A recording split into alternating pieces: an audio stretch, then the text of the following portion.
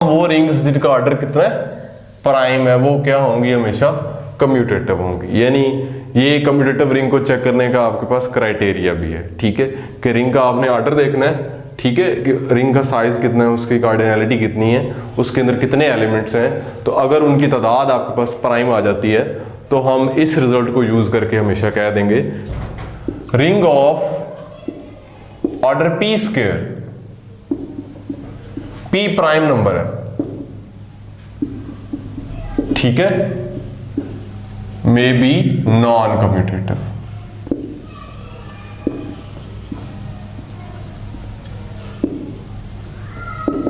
Ring जिसका order क्या हो, पी स्क्वायर हो, वो आपके पास नॉन कम्यूटेटिव भी हो सकती है, ठीक है, यानी ऐसा भी पॉसिबल है कि वो आपके पास कम्यूटेटिव ना हो, ठीक है। अब आप लोग सोच रहे होंगे कि हमें तो कोई ऐसी नजर नहीं आ रही रिंग, तो हम उसकी एग्जांपल देखते हैं पी स्क्वायर ऑर्डर वाली। पी को 2 ले लें तो पी स्क्वायर आपके पास 4 बन जाएगा, 4 ऑर्डर, ठीक है। क्या जो मैंने स्टेटमेंट लिखी है कि वो ऑर्डर पी स्क्वायर ऑर्डर की जो रिंग है वो नॉन कम्यूटेटिव हो सकती है, तो हम वो लिख रहे हैं रिंग, ठीक है। हम ये वाली रिंग ले रहे हैं जिसकी ring with entries from Z2, ठीक है, यानी ये वाली रिंग है, मैट्रिसेस है आपके पास, ring of matrices, ring of matrices of order 2x2 with entries from Z2 and एक रिस्ट्रिक्शन मैंने लगाई है, एंड सेकेंड रो इज 0, ठीक है, कि जो सेकेंड रो है उसको मैंने फिक्स कर दिया है, वो क्या है, मेरे पास 0 है। तो ये मेरे पास इस टाइप के एलिमेंट्स होंगे, उसके बाद ये,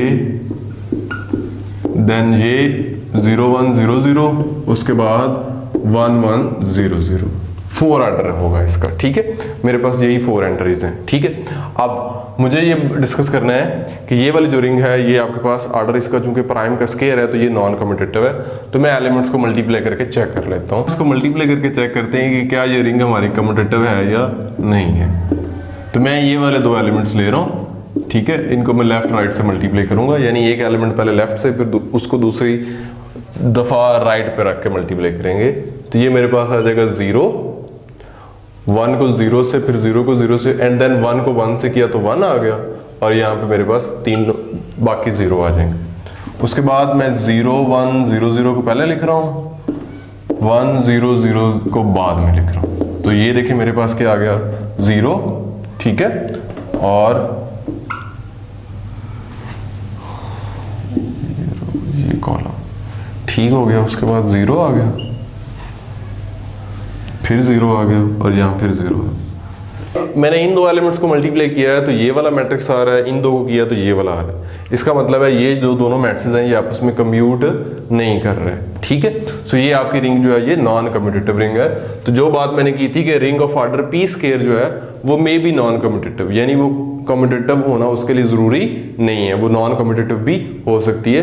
तो एक एग्जाम्पल हमने की कि रिंग मैंने ली मैट्रिक्स की जिनका ऑर्डर 2x2 है, एंट्रीज उसकी Z2 में से हैं, और सेकंड रो को मैंने फिक्स कर लिया है, वो क्या है, 0 है, ठीक है। सो ये हमारे पास रिंग है जो जिसका ऑर्डर प्राइम का स्क्वायर है और वो नॉन कम्यूटेटिव भी है।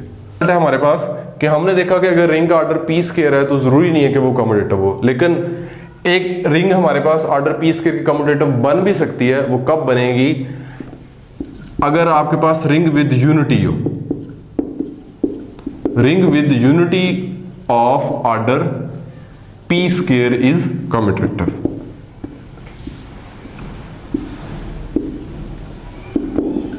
ठीक है, कि रिंग में यूनिटी हो, मल्टीप्लिकेटिव आइडेंटिटी हो, और रिंग का जो ऑर्डर है वो कितना हो, पी स्क्वायर हो, तब वो आपकी रिंग जो है वो कम्यूटेटिव बन जाएगी। नेक्स्ट हम आइडियल की कुछ प्रॉपर्टीज देखते हैं। जैसे हमने डिस्कस किया सबसे पहले रिंग्स की प्रॉपर्टीज, ठीक है, उनका सम जो है, उनका प्रोडक्ट और यूनियन। ठीक है, यूनियन की हमने डिस्कस कर लिया, इंटरसेक्शन को डिस्कस कर लिया। अब सम और प्रोडक्ट को देखते हैं। पहले ये है, if I and J are ideals of R,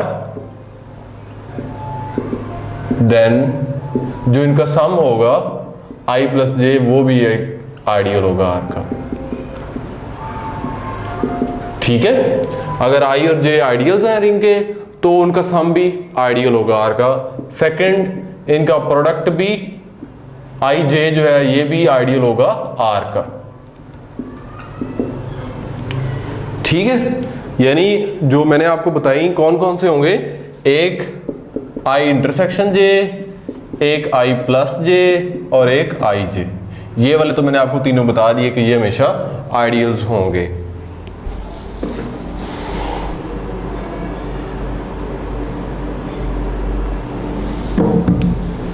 अच्छा, नेक्स्ट एक और ऑब्जर्वेशन है कि अगर आई और जे आइडियल्स हैं देन जो आई जे है ये हमेशा कंटेन करेगा आई प्लस जे के अंदर। ठीक है, इसके एलिमेंट्स कैसे होंगे, आई जे के एलिमेंट्स कैसे होंगे, इस टाइप के corresponding entries a1 b1 plus a2 b2 plus up to so on an bn। ठीक है, वेयर जो आपका an है वो किस में से है, आई में से, और bn किस bi's किस में से है, ai और bi आपके इसमें से है, ai आई में से और bi j में से। उन एलिमेंट्स को आपने क्या करवाया, मल्टीप्लाई करवाया, i फ्रॉम 1 टू n, इसी तरह जो है i फ्रॉम 1 टू n है आपका। ठीक है, ये है आपके पास आई जे जो प्रोडक्ट, उसके एलिमेंट्स इस टाइप के होंगे और ये ऑब्जर्वेशंस आपने नोट करनी है। Be a ring with unity,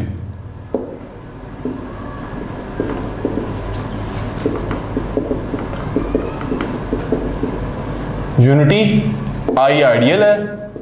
अगर जो यूनिटी है वो अगर आई में मौजूद है, ठीक है, अगर आई के अंदर, आइडियल के अंदर यूनिटी मौजूद है, देन आई आपका आर के बराबर ही होगा।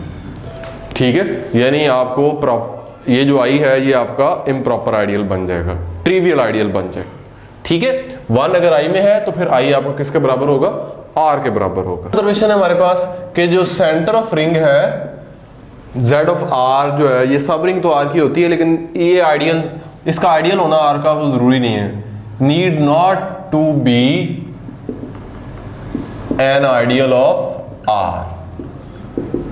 ठीक है, कि सेंटर ऑफ रिंग जो है उसको जरूरी नहीं है कि वो रिंग R की आइडियल भी हो। एग्जांपल देखिए, आपके पास जो है ये रिंग है M2/2 ऑफ Z की। ठीक है, अच्छा, अब आपको शायद याद हो मैंने आपको जनरल लीनियर ग्रुप और स्पेशल लीनियर ग्रुप्स के बारे में बताया था।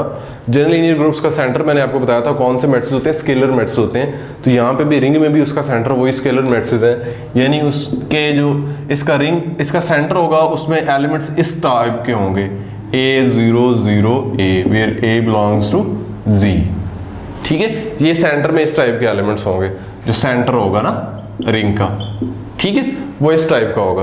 तो अब हमने डिस्कस करना है कि ये आइडियल नहीं होगा आर का। कंसिडर करें एक एलिमेंट A 1 1 1 0 और एक एलिमेंट इसमें से लेना है हमने B 2 0 0 2। अब इनका प्रोडक्ट हमने लेना है AB 1 1 1 0 2 0 0 2। जब मल्टीप्लाई करेंगे 2 0 प्लस 2 2 0, ये आ जाएगा आपके पास। ठीक है, तो क्या ये आपके पास सेंटर में आ रहा है, ये सेंटर में नहीं आ रहा। ठीक है, तो यानी आपका जो सेंटर है इस रिंग का वो सब रिंग तो है लेकिन आइडियल नहीं है।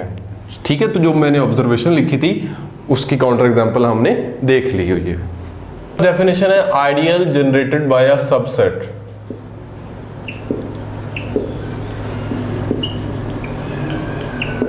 तो ये क्या डेफिनेशन है, लेट आर आपके पास रिंग है, एस कोई नॉन एम्प्टी सबसेट है आर का, तो हम आइडियल जो है आई जो है वो आर का आइडियल है।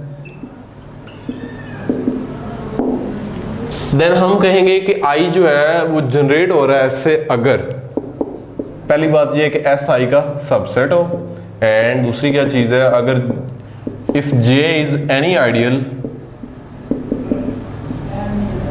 ऑफ आर एंड जो एस है वो जे में कंटेन कर रहा हो, देन आई जो है वो भी जे के अंदर कंटेन करे। कहेंगे आइडियल जो है वो एस से जनरेट हो रहा है। ठीक है, डेफिनेशन ये थी। और अब हम कुछ और रिजल्ट्स जो है आइडियल्स के ऊपर उनको देखते हैं। नेक्स्ट है हमारे पास कि let I be left ideal and J जो है वो आपका राइट आइडियल है आर का।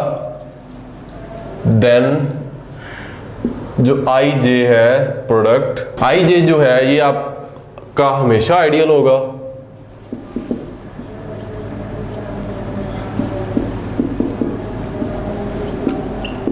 ऑफ आर, बट जो जे आई होगा उसका आइडियल होना जरूरी नहीं है।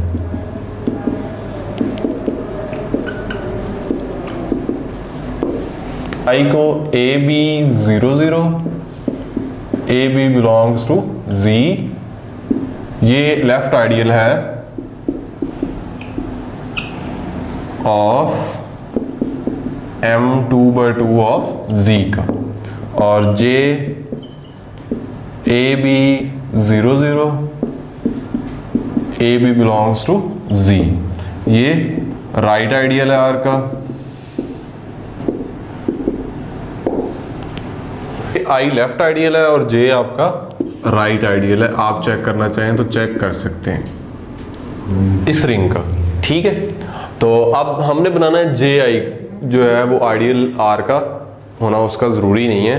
तो जे आई के अंदर एलिमेंट्स कैसे होंगे? जे का एलिमेंट कोई ले लेते हैं हम, वो किस टाइप का होगा एलिमेंट?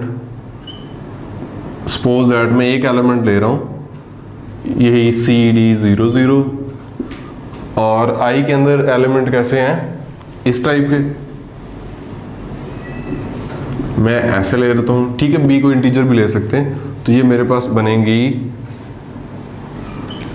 CN 0 0 0, यानी इस टाइप के एलिमेंट्स मेरे पास आएंगे जे आई के अंदर। जे आई के अंदर इस टाइप के एलिमेंट्स आएंगे कि पहली एंट्री आपकी जो है ये इंटीजर्स हैं और बाकी तीनों आपके जीरो होंगे। तो अब मैंने ये साबित करना है कि मैं इसमें से अगर एक एलिमेंट लेता हूँ, यानी मैं ये ले लेता हूँ 1 0 0, ये इसके अंदर मौजूद है। एक एलिमेंट मैंने इसमें से लिया और एक एलिमेंट मुझे लेना है रिंग में से। रिंग में से मैं ले लेता हूँ 1 1 1 1, ठीक है, और इनको मल्टीप्लाई करें आप, ये आपके पास बनेगा 1 0 और उसके बाद 1 एंड देन 0 0।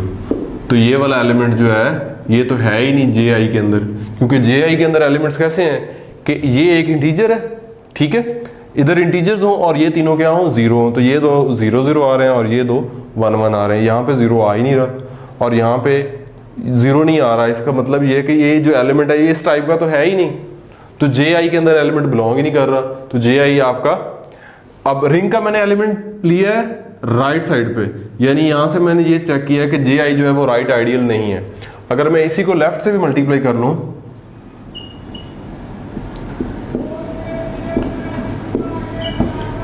तो ये मेरे पास बनेगा 1 0 और यहां पे 1 आ जाएगा, 0 आ जाएगा। तो ये भी अगेन जे आई के अंदर नहीं है, ठीक है। तो जे आई यहां पे मैंने रिंग का एलिमेंट राइट साइड पे रखा था, यहां पे लेफ्ट साइड पे रखा था, तो फिर दोनों केसेस में भी जो प्रोडक्ट आ रहा है एक जे आई के एलिमेंट और एक रिंग के एलिमेंट का, वो जे आई के अंदर नहीं आ रहा। आप यहां से देख सकते हैं जे आई के अंदर एलिमेंट्स इस टाइप के हैं, यानी यहां पे इंटीजर और बाकी 3 0। तो इधर वैसे नहीं सिचुएशन आ रही। तो जे आई आपका ना तो यहाँ पे लेफ्ट आइडियल बन रहा है और ना ही राइट आइडियल बन रहा है। एमसीक्यूज देखते हैं हम सब रिंग और आइडियल्स के। तो सबसे पहले देखें, let F be the ring of all real valued function. F जो है वो सारे वो सेट ऐसा है जिसमें सारे रियल वैल्यूड फंक्शंस पड़े हुए हैं, और सी वो सबसेट है उसका जिसमें सिर्फ कांस्टेंट फंक्शंस हैं। तो हमने बताना है सी क्या चीज है, ठीक है। तो सी में क्या है, कांस्टेंट फंक्शंस हैं, ठीक है। हमने देखना है क्या वो आइडियल है, सब रिंग है या नहीं है।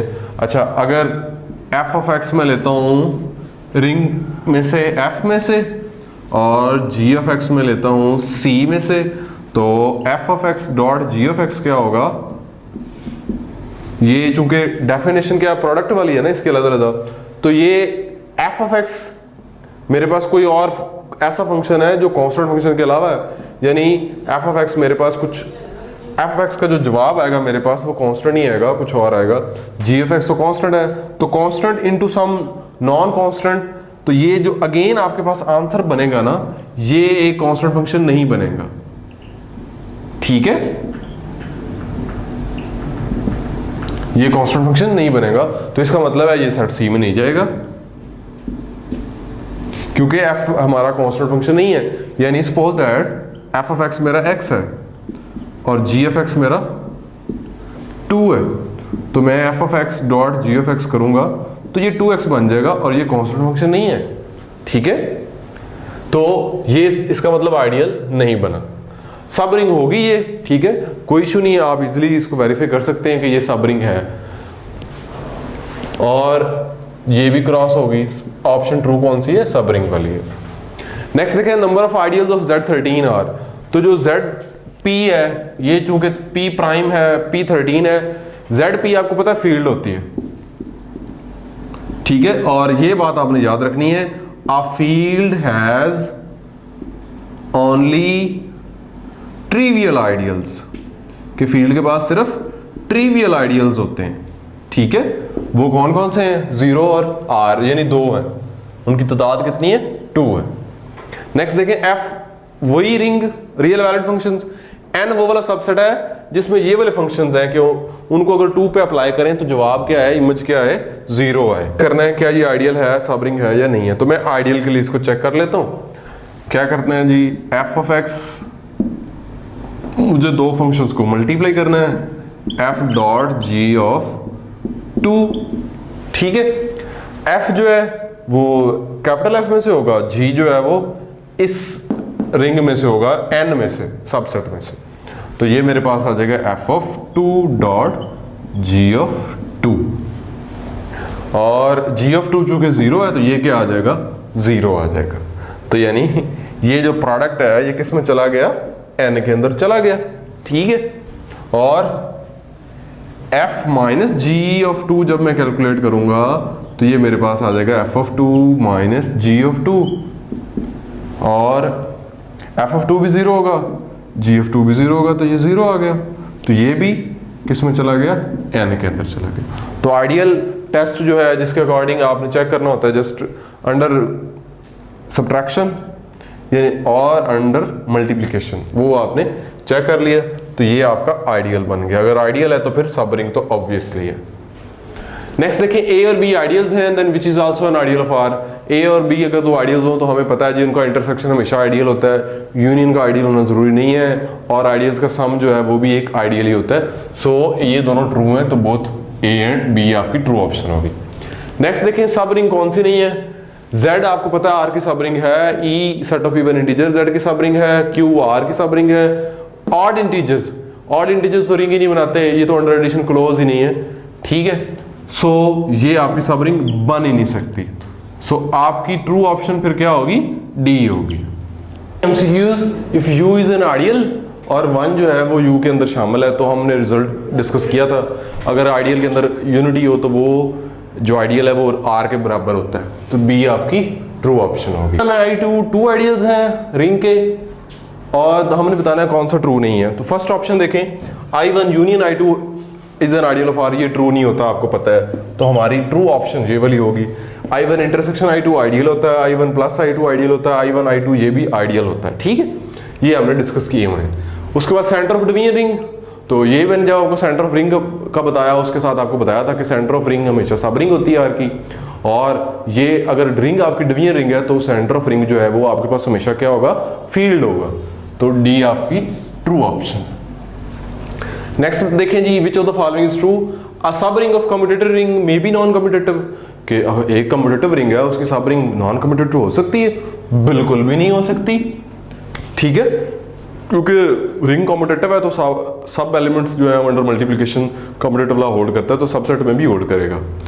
एवरी सब ring of a ring with unity has a unity, तो ये भी कोई जरूरी नहीं है। कंसिडर कर लें ई को, ये आपकी सब रिंग है जेड की, जेड में यूनिटी है लेकिन ई में यूनिटी नहीं है, ये भी नहीं है। एवरी सब ring of an integral domain is an integral domain, ये बात ट्रू है। लेकिन ये रिंग विदाउट यूनिटी है और कम्यूटेटिव है, तो ये भी आपके लिए जरूरी नहीं है। सो सी आपकी ट्रू ऑप्शन होगी।